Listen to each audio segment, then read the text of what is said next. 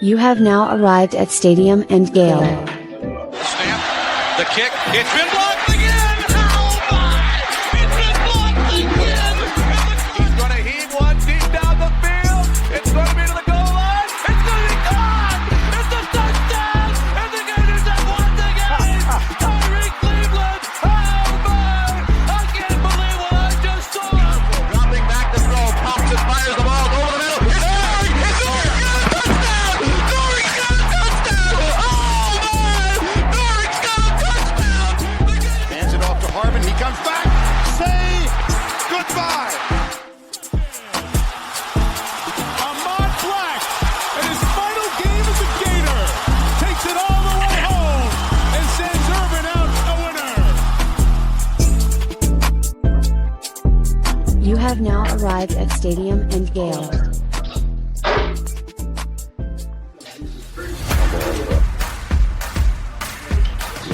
Actually, sit over there. Boys and girls, ladies and gents, welcome to another episode of Stadium and Gale. It's your boy Corey. Delatorre. And your boy Jay Scott 2-5. What it do, y'all boys? What up, 2-5? Yes, Lost sir. Dan today. Silk took the keys. Look at that view. It's Dan big sent me money a over there, you know what I'm saying? Dan sent me a That's like- card from Germany today. Our boy is living his best life. His haters will say that ICE got him, deported him, but he is just living his best life, eating ceviche in Spain, eating sausages, paws in Germany. I don't know what else they do there. But shout out to Dan. He'll be gone for a couple days. Shout out to Dan for missing the game Saturday. But we'll get to that. Yeah, Corey? bless him. Bless I wish I would have missed it. everyone. How was y'all's weekend? Corey, you can start. How was your weekend? Look at that view. Pretty solid, man. Just, a whole lot of just work, man. Podcasting, NIL, just, blogging, shooting things, but it's just been work. And then watching my team get dragged by Tennessee, man. Outside of that, man, everything was beautiful. How about y'all boys? Yeah, man, it was a pretty, sad weekend for me, man. Just watching the boys go down like that in that sort of fashion. Tough weekend, but it was just normal family vibes for me, nothing too crazy. Yeah, we had a couple events with Florida Victorious. Shout out to Bree Wade, really did a good job with those. Brought our bourbon to the tailgate for the first time. I've never been asked so much if I could just bring the bourbon to people throughout the game Saturday for the way that it was going, but that was good.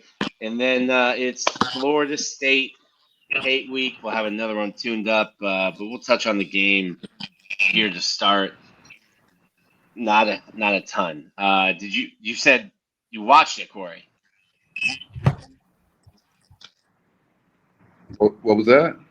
You said you watched the game? Of course I watched. Yeah, I watched. Unfortunately, I had to watch it, man. I turned it off a little early because it just got too bloody, man. I can't watch my team take an L like that, man. One of the worst L's I've seen as a Gator fan. But it is what it is. It was what it was. I think this is a week, coming up that we can bounce back, versus struggling program like Florida State. Very happy that they're keeping Mike Norvell. That's the best news that I got, since this season is Florida State's retaining him for another season. So tough game to watch in every aspect, bro. We never got it going. First time we get the ball, it looks like we're marching down the field.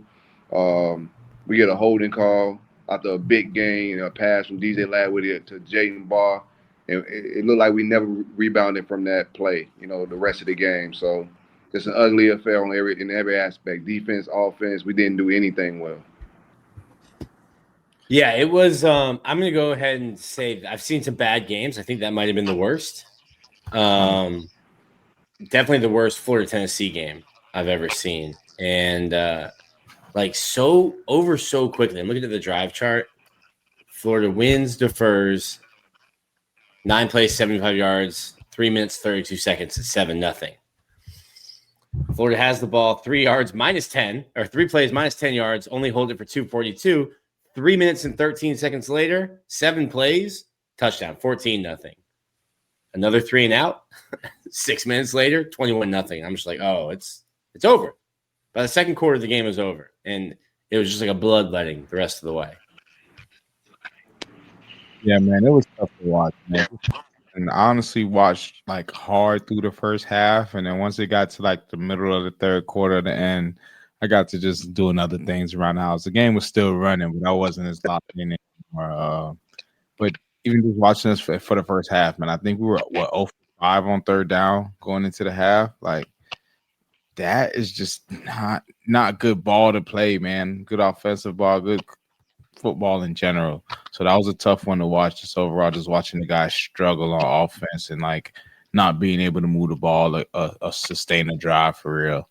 So yeah, 0 for 5. You're right on third down. And I had a question for you as a former player, because I've talked to a couple former players, won't say who, but as a former player, and I mean, you've gone through a season where like a coach got fired, and we've talked to you about like, hey, what happens when you lose a coach, and keep your direction, keep the momentum if you can. But as a former player, what is it like to watch that? Like, it's Florida, Tennessee. This is a huge game. It already felt weird being late in the year. But I talked to some former players who were not happy with what they saw Saturday night. Yeah, man. I think just watching that game just as a former Gator, it kind of just hurts because it kind of almost makes you feel like these guys aren't really playing for your brothers, or you're not playing for the logo. You feel me? It's like you really don't even care at this rate. You're comfortable with just going out in that fashion and just getting beat on for real all game. Like, obviously, I've been in their shoes as well. I've been on a part of some bad losses, so I get the point of like they're not necessarily trying to do it, but it's just hard to kind of watch that and think that they're not giving their best efforts. You know what I'm saying? Especially from what we've seen in other games. We've seen them be able to go up against better opponents and give a better game. So I think just us as the viewers are just looking at it as like, wow, what's going on here? Are the guys really locked in, or is the season just over because we know we're not bowl eligible and you're just giving up on a big rivalry game that's like Tennessee? You know what I'm saying? On your home turf on top of that, knowing that they haven't beat us in the last 10 years in the swamp. Like, you would think you can try to fire up something in the room, to get the guys going. Like, that can be a good pitch, because the reality is the season is over. Like, we can call a spade a spade. You can win these last 2 games, and that would have meant something for the logo, yeah, but it wouldn't have meant anything in the grand scheme of bowl eligibility, anything that really matters for this real season. So I think that's and we have a really young team, I mean, that's another thing. It's not really much veterans in the locker room to kind of bring everybody together and be like, hey, this is a game we fight for, and this is a game we kind of, take it to that next level because we playing for the Gator pride. You got a lot of young guys who are still learning that process, so I think that's what we got to see. Yeah, I was hoping that maybe a Caleb Banks could like rile these guys up with him coming back from injury. That was my hope, right? Just didn't see it. It didn't have a rivalry feel to it from the gate. It just looked like Tennessee had more energy. They got more to play for. The season's over. It's a wrap. It's just what it is, man. It's unfortunate. This has been the lowest of lows on the Billy Napier's tenure. We've reached, ending streaks, all-time lows, just, offensive numbers in every perspective. It's just been all-time lows, bro. So it's lining up for something big to happen, hopefully for our end, right? But, yeah, the season's over. I hope that they got these guys come in with some fight next week for the Florida State game, because that's another rivalry with back-to-back. Did feel weird playing Tennessee in November. Like, that's new to us. So that felt weird having rivalry games back-to-back weeks, true rivalries like Tennessee and Florida State back-to-back. So that's a new thing. But it's a wrap, man. You just hope that these guys come with some pride to close out the season in some type of capacity. But the season's over, man. Yeah, I think Jordan, it was 10 straight, but Tennessee hadn't won in Gainesville since 2003. Wondering if you were alive. I am damn near not. Jordan was in diapers the last time Tennessee won in Gainesville. Still peed on myself around that time. Maybe now.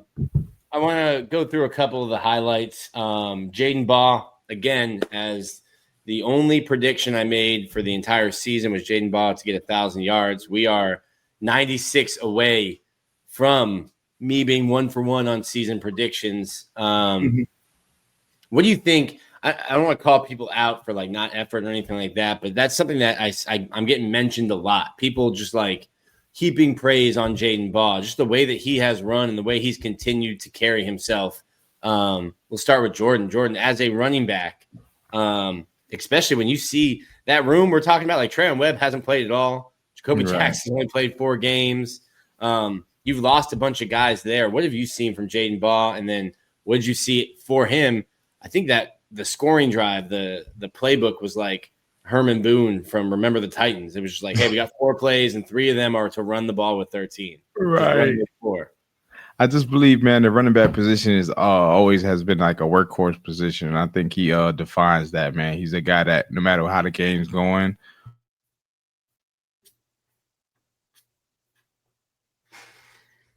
Uh-oh. He's stuttering to the line there. We got a little bummer internet, man. What? Yeah, my LAN cable came out for a second. I'm good. You're back now.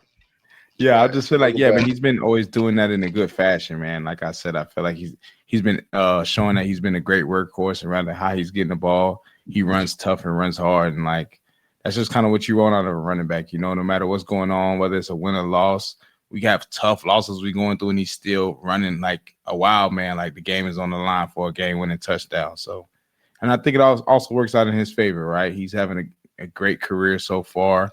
He's honestly building the legacy with, like, let's be honest, in the last how many years have we probably seen a great running back as him come through there? And I'm speaking on myself as well, who's been there through the last 10 years. Like, he's a beast. So he definitely should keep that up, man. He's on the march for some great things. Yeah, I think it's good, man. So the last 1,000 rusher we had was Kevin Taylor. So it's been a while. So I think he has a goal still. Like most of these guys don't have a goal to chase. You know, there's no bowl eligibility. They don't have any pinnacle stats to hit or anything like that. So he still has a goal to hit. I'm pretty sure he's itching to hit that 1,000-yard mark for like several reasons, man. You know, NIL, checks, and, you know, all of that type of stuff. It's just good for him. So that's one thing I'm cheering for, you know, him getting that 1K. You know, he deserves it. He's a kid that's just locked in and focused and a team guy. So I'm happy to see Jaden be able to get the opportunity to get to 1K, man. Yeah, I remember from your lips to God's ears. And Scott, well, first off, Scott, as always, first one in. Go Gators. Scott, I know you're here every week. I know you listen intently, but I certainly didn't say that. I certainly only said one thing. No, Scott is just Scott going a lot of shows. Scott listens to a lot. He's probably mixing me and Corey up because the resemblance is there. Maybe the other gray beard made that prediction. I only said Jaden Baugh. That was my only one prediction for the whole year. I wanted to get back to DJ because I think we're seeing him play better. That one run he had, I think that's his longest career run. It was like 36 or 38 yards. He starts the game. I remember you tweeting about it, Corey, like during the game. It was like the play calling just like never rebounded from that one holding call. Like Austin Barber gets called for holding. His second play of the game goes for 40-something yards, lag way to ball, and then just like after that was it. But they do some more of the design runs this week. There was one that was crazy. I can't remember. It was like 1st and 10. They just like ran QB power. It doesn't go anywhere. And then you're like almost in your mind, you're watching that and you're like, all right, this drive's done. Like the first play didn't work. Drive's done. Get Trey Smack ready. Warm up that leg. But what do you think from DJ's performance? I got his quarterback chart here. Looking at the quarterback chart, Joey Aguilar started 10 of 10. DJ finishes 11 of 17. 116 yards, 1 touchdown, no picks. Added some rushing yards. What do you think from DJ? Yeah, I think he's sort of improving, man. I think he's just improving in a fashion that he's trying to take care of the football. You know, he's learning to kind of use his legs. But I definitely would want to see a little bit more of him pushing the ball downfield and being able to be a little bit more efficient. But then again, like we said, he's trying to protect the ball. So if that's what it looks like in this process, I'm here to live with it. Obviously been hearing some like rumors and stuff about him looking to leave, and also been seeing some things of him like reasserting that he's comfortable here and he's staying. He wants to be a Gator. So I know a lot of people checked out on my boy, but I mean, I'm not trying to go shopping anywhere else, if we're being completely honest. Keep me right here with Lagway. I know what I'm getting. He's not a terrible, terrible guy. I think he's just in a terrible system. I think if he gets in a better system, I think we can honestly see better strides out of him, to be honest. Jordan's out here shopping for offensive linemen, not quarterbacks. Straight up. No, for sure. I think he's a quarterback for the future for sure. I think he's comfortable at the school. He loves Florida. I know there's some questions out there on social media about does he want to be here. He looks, disengaged, but it's just not factual. I think all the players are struggling with what this season is. But DJ, he seemed to look like he was pressing less this week. I do like when they have the design runs, but the offensive crew is just not talented enough to overcome holdings. Like once we get in a deficit and we get behind the chains, it's a wrap. Like we're just not going to overcome that. And hopefully we can stay ahead of the chains next week dealing with Florida State. But it's just something that this offensive staff and the guys that are calling plays right now, like I tweeted this out. Like we was wondering why Billy wouldn't let anybody else call plays that's in that offensive staff. I guess we're starting to find out now why. Like he pretty much was the smartest guy in the room with the way some of this is playing out. But DJ is playing a little better. I like that he wasn't turnover prone this game. Hopefully he just improved. Like we got to take the small improvements. We just got to take them, bro. It's like, that's just what it is this season. We're not gonna get any big victories or any big wins. Go to a bowl game. We're looking for a coach for a reason. But I thought he improved from week to week. As a guy that missed most of the offseason, no camp, that's what we learning, bro. There's no mental reps. That's what I learned from this season. Mental reps is not a thing. Yeah, that was I was listening to Billy Gonzalez's press conference today, and that's something that stuck out to me. He was like, "Yeah, we got behind. We literally can't." He's like, "We can't get behind," and I'm like, "You got a really good quarterback and some really good receivers. I know a bunch of them are out, but like this is an offense that should be able to." I think he's right. Like you just said, Corey, like Florida can't get behind. They're not built to come back from behind. I know Dallas Wilson's out, Trey's out.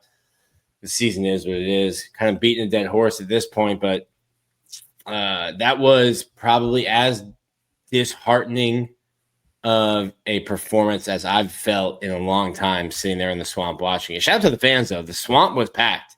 I know Ole Miss fans were tweeting at me, what does it look like? It was packed for the first half. Honestly, a lot of people stayed just to sing Tom Petty. After Won't Back Down, a lot of people didn't back down, but they just bellied up at the bar, I think. A lot of the student section didn't back down. You had it was fun, but then also someone painted this to me. So like it's been going crazy on TikTok, everyone taking their shirts off in a section and like waving their shirt around over their head.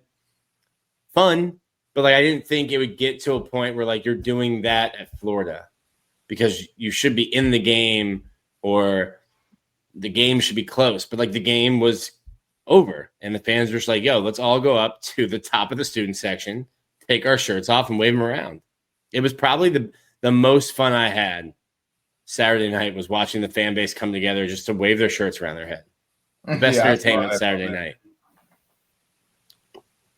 That's a tough scene. There was a moment in the first half when I'm watching the game and we just were struggling to get a first down. And like that building is always waiting. Just shout out to the fans though.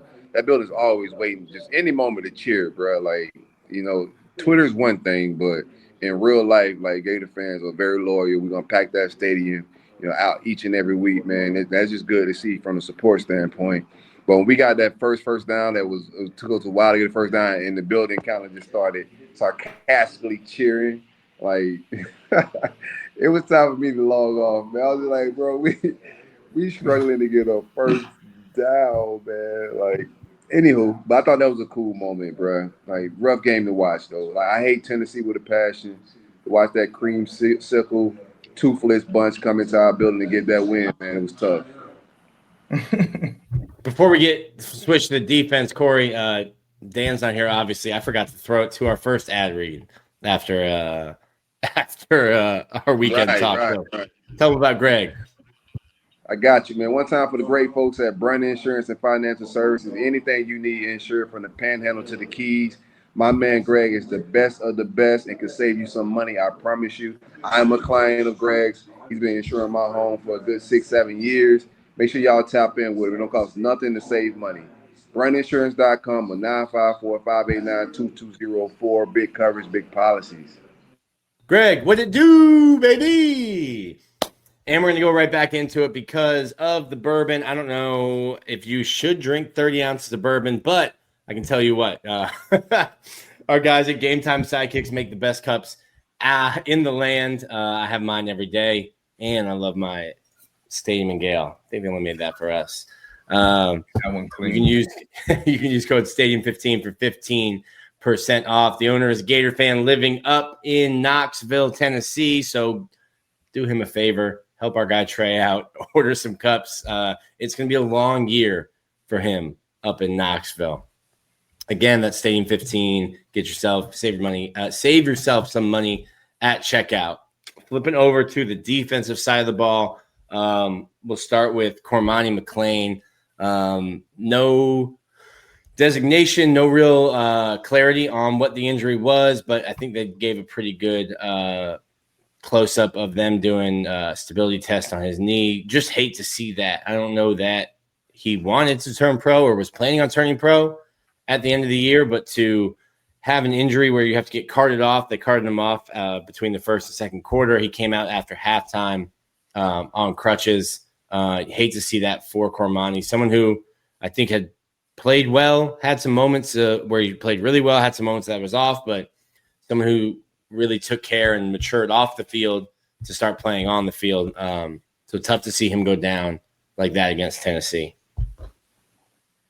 Yeah, I think his overall play has been solid this year. But I do think he has some improvement to do. I like the improvement that he did make, and, from a maturity standpoint and how he's grown. But he definitely got to show up his tackling a little bit before he's ready to go pro. So, well wishes and blessings to his recovery. We'll find out what the diagnosis is of that injury. But I do think he needs to come back regardless. I don't think he's pro ready.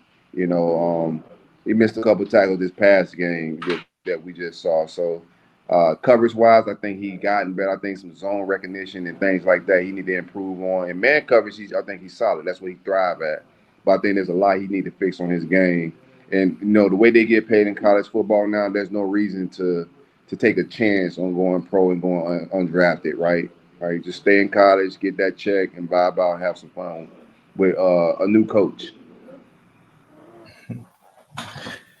Yeah, man, I feel like he had a pretty decent game. Like you said, it was definitely some plays he could have came up and stuck his nose up in there and just been more physical in the run game overall. But I wasn't really focused on the DBs, even though they was having their way with those guys. I wasn't truly impressed with the defense. I felt like they just didn't play physical enough. I feel like all year we were kind of physical and kind of dominating the line of scrimmage defensively, and I just feel like I didn't see that this past game. I felt like they kind of was able to do what they want with us. And I guess you can sort of blame that, not to pick back on the offense, but you can kind of blame it on the offense. We're not – our time of possession was really low. Guys are probably gassed going back on the field 3 and out after 3 and out. So it was just showing, man. They were being able to do what they wanted with us, and I wasn't liking that out of our defense. It's not like them. So I wasn't impressed overall. The defensive linebackers, everybody was looking very average. Let me look at this. Florida went 3 and out, 6 plays, 21 yards, 2 minutes, 5 plays, 14 yards, 159. The first 4 drives were 17 plays. And that's exactly why they scored 31 points. Yeah. Shout out to Josh Heupel. Don't know what kind of mood he was in, but up whatever it was at halftime, he's like, you know what? That's good enough. That's good enough. We're just going to run the ball because, that game, honestly, not that Tennessee fans need any clips from us, but, that game could have been worse. They really could have made. They could have dropped 50 easily. They just kind of called the dogs off. As somebody who was sitting there stuck at the stadium when Florida goes, what was that, touchdown drive or the punt? Yeah, the touchdown drive in the third. That was 13 plays, 71 yards, 8 minutes, and we're just running the ball down 30. I'm like, you know what? I appreciate this. Let's just It's all get out of here. They're not doing a running clock because that would be embarrassing, but you're kind of manufacturing a running clock. And we accept. We accept. We made a lot about Caleb Banks coming back, and I think maybe we didn't talk enough about, like, hey, you're not in football shape. You were hurt. You missed all of fall camp, really. You only played in one game, and then you sat out from early since September until this game. Like, first off, hats off to you for wanting to come back. You didn't have to. I'm sure your agent didn't want you to.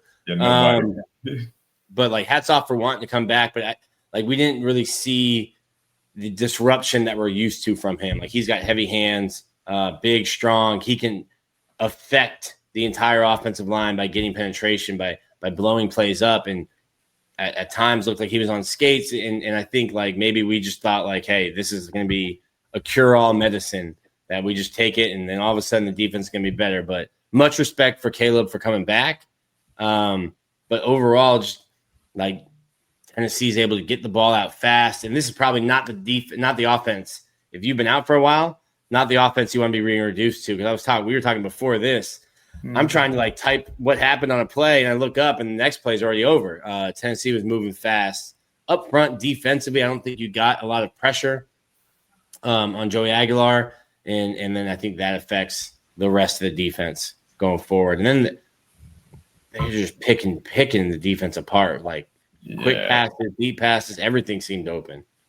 Yeah, they got to do what they want. Like we said, I kind of felt like I seen that happening all year. A lot of teams just really couldn't. Some teams couldn't connect, and sometimes we were there to kind of make a play on it, but it was always there on the back end to where we letting dudes get behind us. So with a team like this who's scoring over 35 points a game, I mean, that was a tough one to watch, man. I think everybody was just in hopes that we would just see a better offense out of us to kind of compete and make it a game, but yeah, just unfortunate.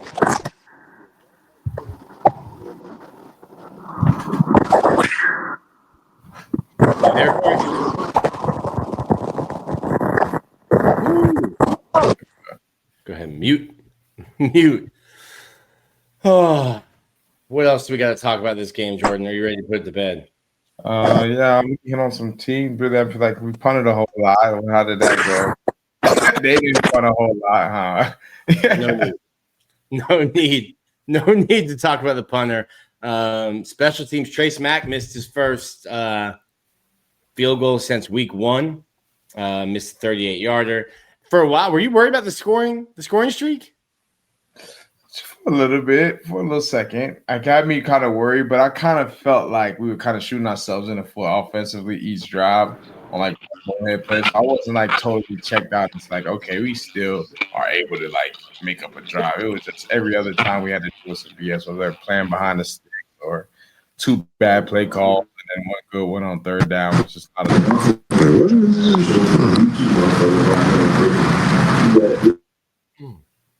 Mute. Got him.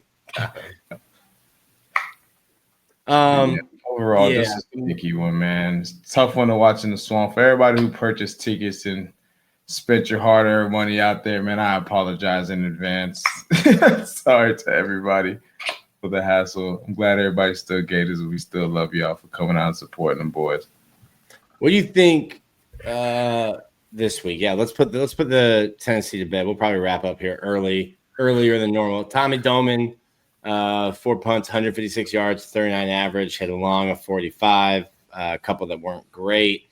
I've never seen this before in my life, and this is when I knew it was cooked. Coming out of half, Florida's getting the ball. Ball's kicked. Jaden Ball kind of like throws his arms up for fair catch. Yeah. The ball lands at the 1.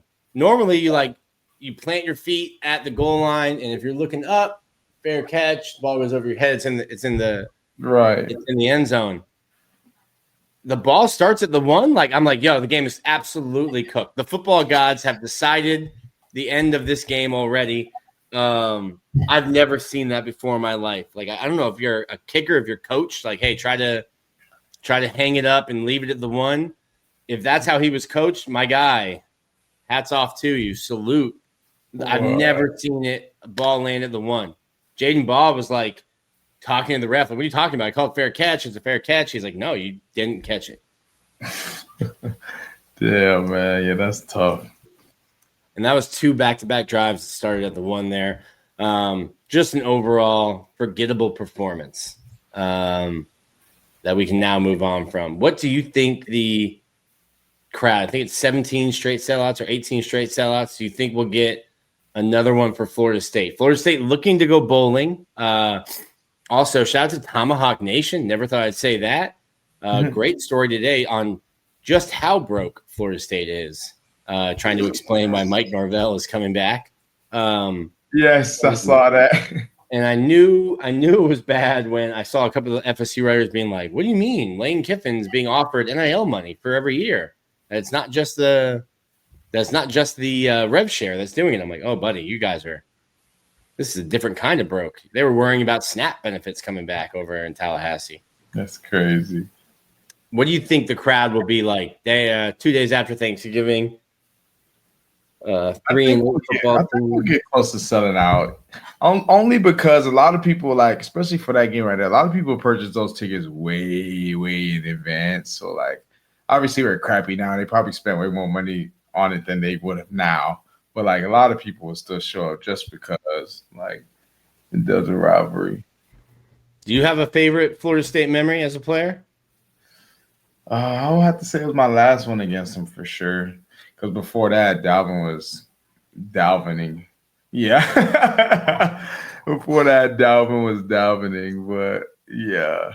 My last one, I got to get a little piece of him. And I knew a couple guys on the team. So I was able to talk my smack and kind of get it off my chest of all the years I had to take the L. What is that like as a player? Because especially these in-state rivalries, it's a lot of guys that you know growing up. And we keep seeing more and more of that. Like old heads talk about it in the NBA. Like everyone's dapping each other up.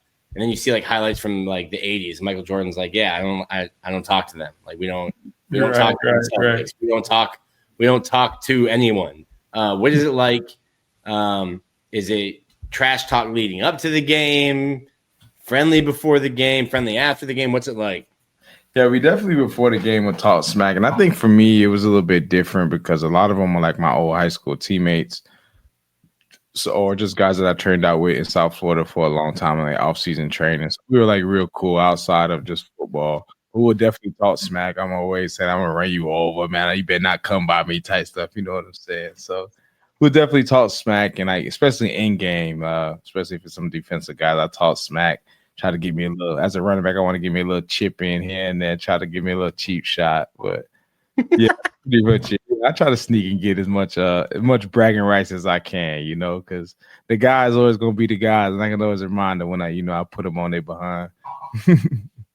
Yeah, that'll be an interesting one. Florida hopefully shows up. Back-to-back rivalry games like Corey was saying before. But it would be nice to keep them not bowl eligible. Yeah. I don't know what else you're playing for other than Pride this week. I do want to highlight before we get out of here, Jordan, we're running here, the Friday schedule. So we got 3 NFL games on Thanksgiving. So they moved the Friday schedule. Noon, Egg Bowl, Mississippi State, Ole Miss. I think 3:30 is Georgia Tech. And then Texas A&M. That rivalry gets renewed now that Texas is back in the SEC. The Friday night special. Just an elite day of SEC football. Yeah, that's going to be some good ball being played right there. I wouldn't be surprised in a crazy upset. Just letting the people know from now. Watch out with your betting, people, because that day will get sticky for no reason. Interesting, yeah. Like Brent Key at Georgia Tech, they were in a headlock I think they were down like 21-0 after the first quarter. Would love to see them play spoiler against Georgia. The Egg Bowl will have 3 different fan bases tuning in, if not the entire SEC. Everyone will be watching Lane Kiffin. I watched his press conference today, and he opens up saying, and I'll give you a little like on the inside as a reporter. So he opened up saying like, we're only answering questions about this game. We're only answering questions about the Egg Bowl. And as a reporter, like, cool. I guess like in Mississippi, like that is the Super Bowl. There are no professional teams there. You are a fan of one of the two. That's it. Right. And the reporters are like, hey, are you going to be back? He's like, fair question, but we're only answering questions about the Egg Bowl. I think he did mention, about 4 weeks ago when they were talking about Brent Venables getting fired and how big of a distraction that was, and they've ripped off 4 straight wins. But I know that there will be a bunch of people. The Nielsen ratings, the Nielsen TV ratings will be huge in Baton Rouge, Florida, and Mississippi. That's a fact. For that game, like the Egg Bowl. We'll do a picks for those on Friday for our Friday show. But what do you expect? We got the graphic from Ole Miss from Keith, their AD. What did you make? Did you see it? Mm-mm. So they released a graphic saying that we and Coach Kiffin will have a statement after the Egg Bowl. I read very much like he gone, but we will have a statement or something from Ole Miss Saturday after the Egg Bowl. That's crazy. It must be finalized by now. They just holding it out to them. Like, they got to know that he's not staying. I'm not trying to get into the whole lane talk, but like at this rate that he's at your school and he hasn't just silenced all the noise and been like, this is my team. We're on the playoff run right now. He has to be getting up out of there. Yeah, and maybe like this has been my read on it. Like him talking about like we're in the good days and like we're in the good old days right now. It's almost like he's trying to tell like Ole Miss fans being like, hey, you're really worried about me and what I'm going to do next year. You're missing out on like how fun this season is. And right. Part of me wants to be like, yeah, but if you were staying, you could just tell them you're staying. And then they wouldn't be worrying about it. And then they wouldn't be. They'll be right for this season. They just can't enjoy this season knowing that you're about to leave them. Because the reality is, I don't think they're good enough to win it all, even make it far, to be honest. Like, and I think they know that as well. Could you imagine that if you were going through a 10-win season and the only questions you're getting in the media are like, hey, do you think your coach is going to be back next year? And you're like, my guy, we won 10.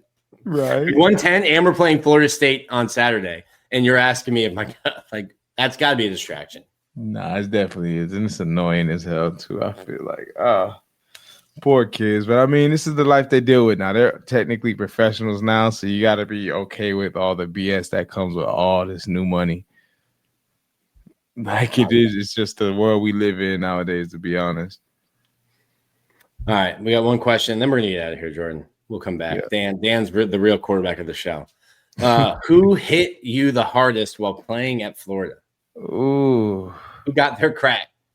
I would say the hardest would probably have to be Antonio Morrison because such a funny story. So he hit me one day in practice during team running. Like when I got up, I felt my nose hurt. I'm like, what the fuck? And I'm like, there's no way this man just made my face mask hit my nose. Like how hard he fucking hit me. But yeah, he did that. And my nose had a little bruise on it because my nose hit my face mask. I don't know if it's because my nose is too big or he actually hit me that hard that it came that close. But it did. Antonio? Yeah, Antonio Morrison. But who kind of knocked me the farthest and made me fly one time was Bullard because I was trolling him all practice long, telling him he not like that. Like, you too big, you really too stiff, you should be inside. This is when he started playing end a little bit. So I used to tease him that, bro, you can't play out there. Get your behind back inside. I was like, all right, don't play with me now, young buck. I used to just tease him and Cox for it because Cox, he's a St. Thomas guy. So I used to really just troll Cox, and then he'll chime in, and then I'll just be talking smack to both of them. But yeah, one day he knocked me. Oh my God, he took it. I flew for literally, I want to say it was like an outside zone play. You know how they put like the yard markers, the little 10, 20s? Those are like 5 yards outside of where the line is in practice. I was outside of the marker by the time I hit the ground. You saw one, you're like, oh, wait, what's that? Well, I was like, oh, shit. Well, it was a good time, and there's nothing better than getting better with the boys and always competing every day. That's funny. The Antonio Morrison, I remember he got into a little bit of trouble, like back to back. One of them was ridiculous, but then they make him come out for media. I don't know if you remember this tattoo. He had a tattoo on his forearm that said, like, "Don't trust me." And I remember sitting there after he'd been arrested for like breaking a bouncer's jaw, trying to get into the hookah lounge, and then arrested while out on bail for barking at a police dog for a cop who was writing a ticket for somebody else. And they tried him out to the media. And I'm standing there interviewing him with a bunch of people. I'm reading his tattoo. I'm like, I don't think you needed to tell us. Like, yeah, we don't. Yeah. We didn't need the advertisement. I did not need to know. I already know. Yeah, nope, certainly don't. Certainly don't. He was a wild one, though. Yo, he was fierce. Yes. He was actually like a cool guy if you got to know him, but if he didn't like you, you better just watch out the way, because he's not somebody you want to play around with or even talk smack to be honest. Yeah, it was his Senior Bowl, and I brought him over to a donor that I knew that was in Mobile, and I was like, "Hey, this donor wants to meet you. Can you come over and just say hi to him?" He's like, "Donor?" I'm like, "Yeah." He goes, "He writes checks for us?" Yeah. He walks over and he starts listing off, "We don't have hot water, this toilet." I mean, he just starts listing, airing grievances to a guy that just writes checks. I'm like, I don't even know if you said hello. My name's Antonio. He just started rattling off, but that was him. He was a linebacker on and off the field. He was always, I'm about to say, he was always himself. That's one thing I give to him, no matter who you were. All right, Jordan, we're going to go watch Monday Night Football. Straight up. All right, we will be back Friday for our show. Sorry for the late start and the short episode. We got Wi-Fi issues. We got Dan's drinking beer in Germany, living his best life. Jordan and I are just trying to forget about Tennessee, but we appreciate you all for being here, and we will see you Friday. See y'all.